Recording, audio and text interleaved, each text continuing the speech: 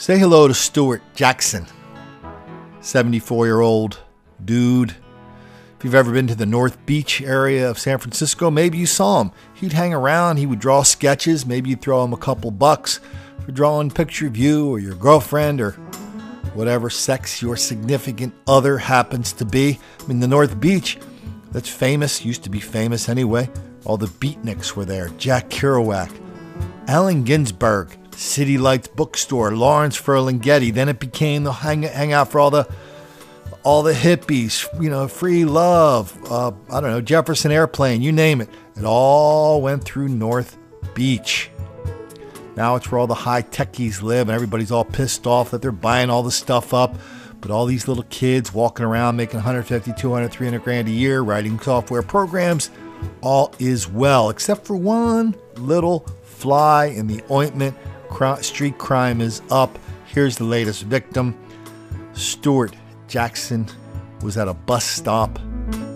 A black dude came up to him a couple weeks ago and beat him to death.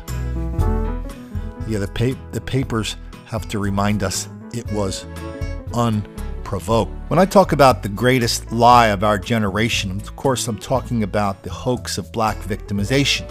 And this great lie is supported by lots of little lies. One of the bigger little lies is that Colin, 85% of all white people that are murdered by other white people. This, of course, is a lie. It's not true. It's a tiny little untrue nugget in an ocean of information that people wave around to try to say that, oh, Colin, this whole black and white thing, you're making the whole thing up. Kind of reminds me of the guy who drowned in a swimming pool whose average depth was 4 inches. So that really kind of doesn't really tell us what's going on, does it? So we're looking at now the video of the guy. He's the one they're looking for in this beating of this old dude in San Francisco. So if 85% of white people are who are murdered in these kind of street crimes are murdered by other white people, then the odds of this happening to a white person, we would have to say the odds are about 1.17 to 1 that it's most likely that a white person did it. So if I bet $1 that a white person did this, I would only, if I was at the racetrack, if I were at the racetrack, I'd only get $1.17 back. That means I'd get my $1 back plus I'd win 17 cents. That's a sucker bet. Conversely, using that 85% number, that means the odds are 6 to, I would have to say the odds are 6 to 1, mathematically, that a black person did it. That's kind of a long shot if the 85% number is correct. So if you see this story in San Francisco or any, you pick the spot. San Francisco, Chicago, LA, Portland, Seattle, I don't care.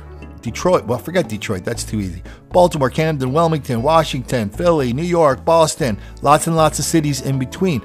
An old white dude is killed at a bus stop. He's beat to death. You mean to tell me that you would bet against if I said, yeah, well, I see a lot of that, and that kind of crime is almost exclusively black on white. And then you would say to me, well, Colin, yeah, that white guy got killed, but it's probably a white guy. Chances are 85%. Man, you'd go broke if you said that. If you took that kind of information to Las Vegas and bet on it, you'd go broke. If I saw a bet in Vegas saying, oh yeah, the chances are, 6 to 1, only 6 to 1 that a black guy did this to this white guy in San Francisco, I would go mortgage the house and take that bet.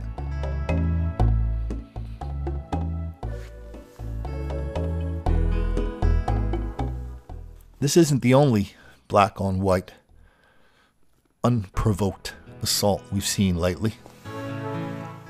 Here's another one that happened in the last couple of days from Brooklyn. Stop me if you've heard this before.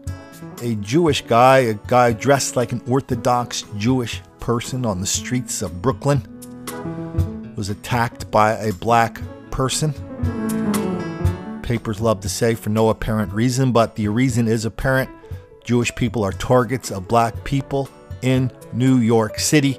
Documented it many, many, many times. How many times is it going to take before somebody lifts their eyebrow and says, Colin, I think there's something weird going on in New York City between black people and Jewish people.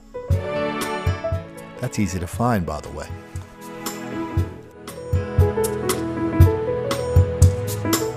Just look up Jesse Jackson and Hymietown.